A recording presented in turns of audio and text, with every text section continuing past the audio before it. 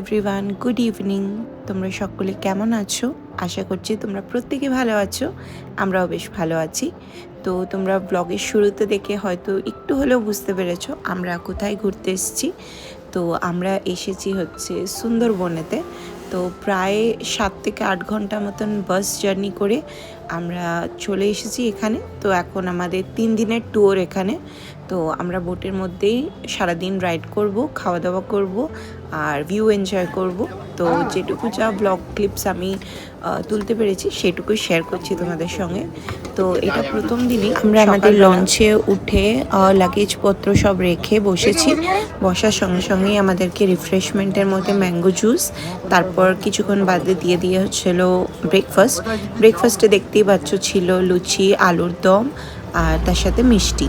তো খাওয়া দাওয়ার পর নিচে চলে এসেছিলাম। লঞ্চের নিচে বেডিংয়ের ব্যবস্থা ছিল ছোট ছোট বাচ্চাদের শোয়ার জন্য বা রেস্ট নেওয়ার জন্য আর লাগেজপত্র রাখার জন্য।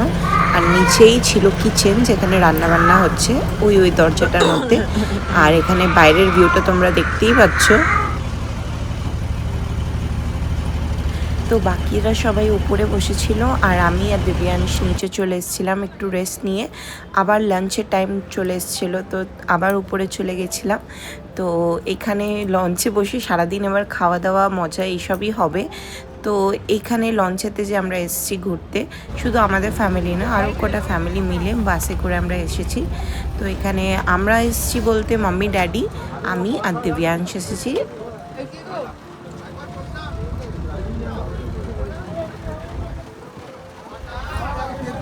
প্রায় এখন দুপুর হয়ে গেছে, আমরা অনেকটা ভিতর দিকে চলে এসেছি সুন্দরবনসের। তো তোমরা দেখতেই পাচ্ছ এখন লাঞ্চ করছি। তো লাঞ্চে কী কী মেনু ছিল সেটাও তোমাদেরকে দেখাবো। তো এখানে ছিল ভাত, ভেজ ডাল, একটা ভেজ সবজি, আর তার সাথে ছিল বেগুন ভাজা, স্যালাড, আর তার সাথে মাছ, এসব তো আছেই। তো সন্ধে হতে না হতেই আমরা চলে গিয়েছিলাম হচ্ছে আমাদের হোটেল রুমেতে। একটা টাপুর মধ্যে নিয়ে গিয়েছিল, তো ওখানে আমরা এখন এই হোটেল রুমে এসেছি। আমাদের রুমস অ্যালট করবে, আমরা বসে আছি। তো প্রচুর রকমের ঠান্ডা ছিল তখন, আমরা যেই টাইমে গেছিলাম তখন জানুয়ারি ছিল। তো দেন আমরা ফ্রেশন আপ হয়ে সবাই মিলে চলে গেছিলাম হচ্ছে মানে হলেতে, যেখানে প্রোগ্রাম হচ্ছিল। তো এখানেই রাতের ডিনার হবে। তো প্রোগ্রাম সব স্টার্ট হয়ে গেছে, তো আমরা এখন বসে এনজয় করছি।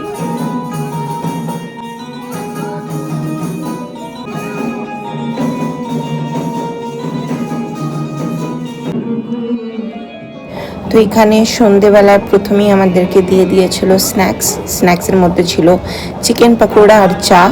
তো আমরা এখন বসে পারফরমেন্স এনজয় করছি।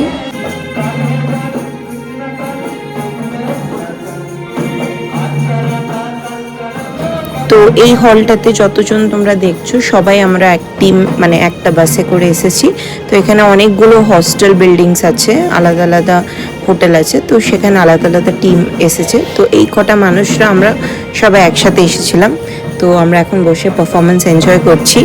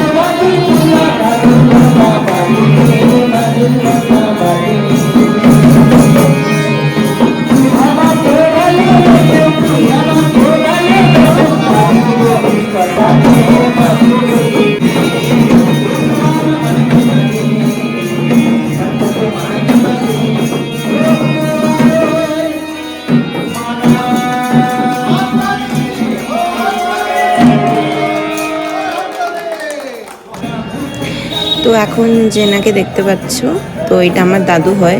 তো ইনি সব অ্যারেঞ্জমেন্ট করে প্রত্যেক বছর আমাদের পাড়া থেকে বাস ছাড়ে ঘুরতে নিয়ে যাওয়ার জন্য অনেক লোকেশানে, অল ওভার ইন্ডিয়া বলতে পারো।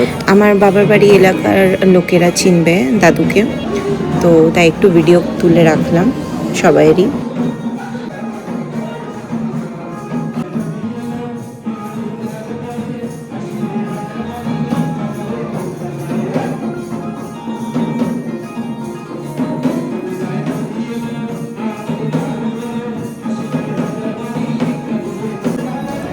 তো এখন আমার ড্যাডি ডান্স করছে, দেখতেই পাচ্ছ, ব্ল্যাক স্ট্রাইপস শার্ট পরে। আমার ড্যাডি খুব কমই ডান্স করে, আর কোথাও মানে খুব কমই বেরোয়, কোনো দিন ঘুরতে ঘুরতে অত যায় না। তাই এখন এনজয় করছে বলে আমি একটু ভিডিও তুলে রাখলাম। আর যার সাথে ডান্স করছে সেটাও আমার দাদু হয়, তো তারা খুবই এনজয় করছে।